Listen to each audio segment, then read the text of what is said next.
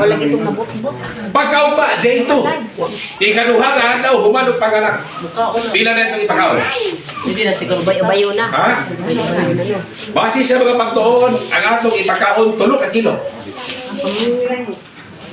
Atong i-assume nga ang atong anayon na siya na po kabaktin. Po kabaktin ba? Laktitin ko laging nag-anak laging anak.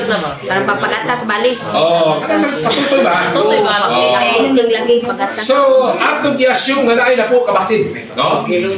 So pagkaugma, ikaduhang adlaw, day 2, ang atong ihatag 3 ka kilo. Nga naman, tungod kay nagsugod na tutoy ang mga baktin, no? Nagsugod na mo na kinahanglan po na og ayuda ang atong anayon. Eh, unsa may iyang himuong gatas kung wa siya kaon. 3 kilo kada kaon na, sir? Kada adlaw. Ah, Sa kada. sakto lang. Bunta